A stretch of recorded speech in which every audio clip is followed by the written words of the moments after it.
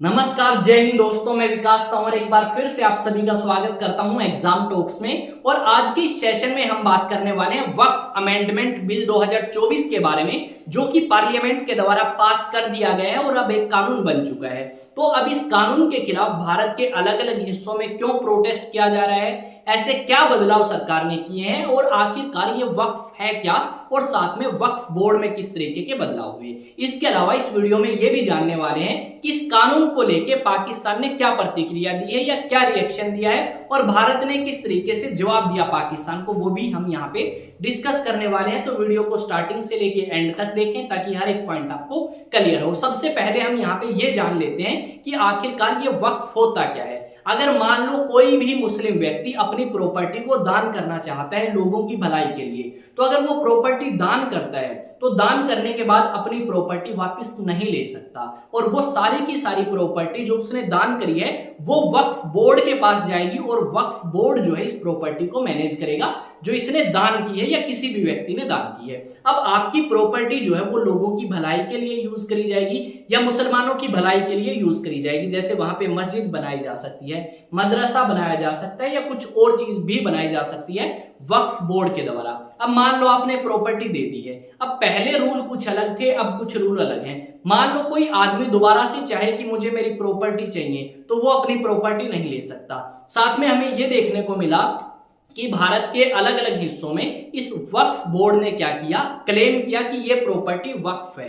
अब जब इस तरीके के क्लेम किए गए तो कुछ लोग इसके खिलाफ आवाज उठाते हैं, और जब आप आवाज उठाने जाते हो तो आप कोर्ट में नहीं पहुंच सकते। 1995 के अंदर जो कानून पास किया गया था वक्फ को लेके, उसके अकॉर्डिंग तो आप क्या कर सकते हो, एक वक्फ ट्रिब्यूनल है वही आपका मैटर देखेगा। अब जो नया कानून आया है उसमें काफी बदलाव किए हैं। उसमें यह कहा गया है कि जो वक्फ बोर्ड है वो वक्फ बोर्ड अपनी सारी प्रॉपर्टी की जानकारी हमें देगा, और साथ में यह भी कहा गया कि इस वक्फ बोर्ड के अंदर मुस्लिमों के अलावा नॉन मुस्लिम्स भी शामिल किए जा सकते हैं। उसके अलावा इन्होंने ये कहा कि अगर आपने किसी की प्रॉपर्टी को क्लेम कर दिया कि ये वक्फ की प्रॉपर्टी है और वो आदमी कहता है नहीं ये वक्फ की प्रॉपर्टी नहीं है, तो डेफिनेटली वो आपका हाई कोर्ट को अप्रोच कर सकता है। यानी जो पहले आपके पास ऑप्शन नहीं था कोर्ट का, अब वो ऑप्शन आपके लिए ओपन कर दिया गया है। अब ये सारी चीजें जब हुई तो भारत के अंदर ये कानून पास किया गया पार्लियामेंट के द्वारा। जैसे ही कानून पास होता है तो आपकी अपोजिशन पार्टीज और साथ में कुछ संगठन विरोध प्रदर्शन करना स्टार्ट करते हैं। जैसे अगर हम बात करें इंडियन नेशनल कांग्रेस, टीएमसी और भी पॉलिटिकल पार्टीज हैं जो इस बिल के खिलाफ थी, वो नहीं चाहते थे कि ये बिल पास हो भारत के अंदर। तो प्रोटेस्ट किया गया, सुप्रीम कोर्ट में पहुंचे कुछ लोग और याचिका दायर करी कि इस बिल को रद्द किया जाए क्योंकि ये गैर कानूनी है और हमारे अधिकारों का उल्लंघन करती है, फंडामेंटल राइट्स का उल्लंघन करता है। आर्टिकल 14 और 15 का हवाला इन संगठनों ने और इंडिविजुअल्स ने दिया सुप्रीम कोर्ट को। अब सुप्रीम कोर्ट ने सुनवाई करी या सुनवाई करेगी वो हम सभी आपको अलग वीडियो में बता देंगे। अब बात हमारे सामने ये आती है कि आखिरकार ये लोग चाहते क्या है। ये जो लोग आपका प्रोटेस्ट कर रहे हैं ये चाहते हैं कि ये जो बदलाव आपके किए गए हैं, गैर मुस्लिम को शामिल करना, ट्रिब्यूनल को खत्म कर दिया और कोर्ट को अप्रोच कर सकते हो, इन सभी चीजों को खत्म किया जाए। साथ में कुछ मुसलमानों का यह मानना है या कुछ आपके संगठनों का यह मानना है कि मुस्लिमों को टारगेट किया जा रहा है बीजेपी पार्टी के द्वारा, यानी आप कह सकते हो बीजेपी पार्टी के ऊपर निशाना साधा।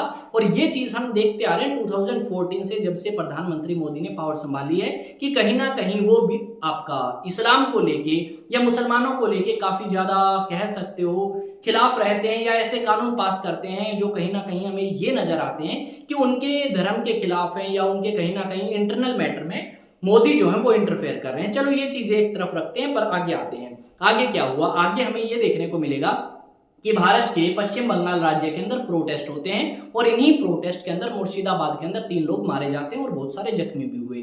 ये हालात जब भारत के अंदर हुई तो इस चीज को हर जगह कवर किया गया, इंटरनेशनल मीडिया में भी इसे जगह मिली और अलग अलग कंट्रीज ने इस मुद्दे को उठाया कि भारत के अंदर एक संशोधन जो है वो किया गया कानून के अंदर, और उस संशोधन के बाद दंगे भड़कते हैं, लोग मारे जाते हैं। इस तरीके की न्यूज पाकिस्तान में भी चली, इस तरीके की न्यूज आपकी बांग्लादेश में भी चली। चलो ये न्यूज एक तरफ चलती रही। इसके अलावा क्या हुआ, इसके अलावा हमें ये देखने को मिलेगा कि आपकी जो प्रोटेस्ट हुए हैं, इन प्रोटेस्ट से भारत की एक तो इमेज खराब हुई और ममता बनर्जी ने कहा कि शांत हो जाओ। जैसे ही बीजेपी पावर से हटेगी या बीजेपी पॉलिटिकल पार्टी पावर में नहीं रहेगी, उसके बाद हम इस बिल को दोबारा से कैंसिल कर देंगे या इस कानून को कैंसिल कर देंगे और जो पुराने रूल और रेगुलेशन थे उनको हम लागू करेंगे। इस तरीके की बात जो है ममता बनर्जी ने कही और इस न्यूज को द हिंदू ने कवर किया है। ये चीजें हो चुकी हैं। उसके बाद आगे की तरफ आते हैं कि भाई भारत सरकार को लेके पाकिस्तान ने क्या कहा। पाकिस्तान जैसे कि हर बार आरोप लगाता है भारत के ऊपर जम्मू एंड कश्मीर को लेके, अलग अलग चीजों को लेके, और ऐसे ही आरोप उन्होंने इस कानून को लेके भी लगाए कि भारत के अंदर मुसलमानों को टारगेट किया जा रहा है बीजेपी पॉलिटिकल पार्टी के द्वारा। यहाँ पे भारतीय जनता पार्टी जो है वो टारगेट कर रही है मुसलमानों को। इस तरीके की स्टेटमेंट पाकिस्तान की तरफ से आई और ये कहा गया कि पाकिस्तान की सरकार के द्वारा या विदेश मंत्रालय के द्वारा कि जो हिंदू भारत के अंदर है वो तो सेफ है, पर जो मुसलमान भारत के अंदर हैं वो सेफ नहीं है। 2014 से मोदी जो है अलग अलग समय पे मुसलमानों को टारगेट करते रहे हैं। ये बात आपकी पाकिस्तान के विदेश मंत्रालय के प्रवक्ता या स्पोक्स पर्सन के द्वारा कही गई है।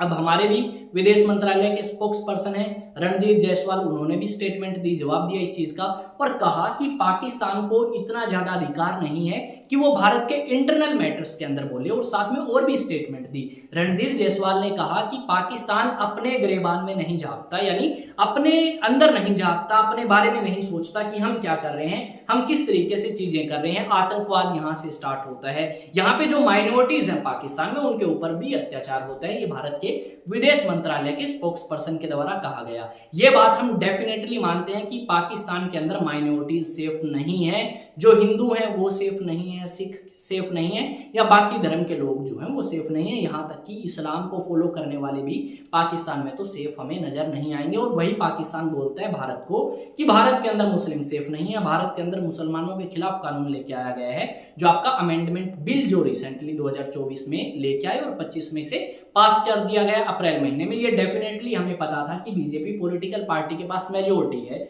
और उसी मेजोरिटी का फायदा उठाते हुए बीजेपी पॉलिटिकल पार्टी ने लोकसभा में भी और राज्यसभा में भी इस बिल को पास करवा लिया और उसके बाद राष्ट्रपति ने साइन किए और संविधान के हिसाब से आज के समय में वक्फ अमेंडमेंट बिल जो है वो कानून बन चुका है। यहाँ पे एक न्यूज आर्टिकल है, देखते हैं क्या लिखा गया है। विदेश मंत्रालय ने कहा कि पाकिस्तान को भारत के आंतरिक मामलों पर टिप्पणी करने का कोई अधिकार नहीं है।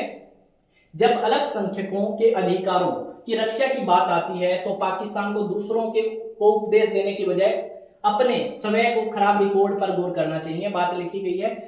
वक्फ कानून पर पाकिस्तान ने जताई आपत्ति तो भारत ने लगाई लताड़, कहा उपदेश देने के बजाय खुद के ऊपर ध्यान दो बेटा। ये भारत के विदेश मंत्रालय के स्पोक्स पर्सन है रणधीर जायसवाल और ये पाकिस्तान के प्रधानमंत्री हैं। नाम आप मुझे बताओगे कमेंट सेक्शन में कि क्या नाम है। शहबाज शरीफ नाम है इनका, डेफिनेटली आप कमेंट सेक्शन में भी बता सकते हो। अलग अलग जगह पे मुस्लिम महिलाओं के द्वारा प्रोटेस्ट होते हुए नजर आएंगे भारत के अलग अलग हिस्सों में, अलग अलग राज्यों में, जहां पे मुस्लिम मेजोरिटी पॉपुलेशन हमें देखने को मिलेगी। यहाँ पे सुप्रीम कोर्ट में भी कुछ याचिकाएं गई अलग अलग पॉलिटिकल पार्टीज के द्वारा, इंडिविजुअल्स के द्वारा कि आप इस कानून को रद्द करें क्योंकि ये कानून भारत के लोगों का, खासकर मुसलमानों का जो अधिकार है उसका उल्लंघन करता है। यहाँ पे कुछ लोग आपको इस तरीके से प्रोटेस्ट करते हुए नजर आएंगे। आई थिंक चीजें आपको समझ आ चुकी हैं। अगर आप नेशनल डिफेंस एकेडमी के लिए प्रिपरेशन करना चाहते हैं तो आप ऑफलाइन एंड ऑनलाइन बैचेस को ज्वाइन कर सकते हैं आईएएस स्टडी सेंटर के।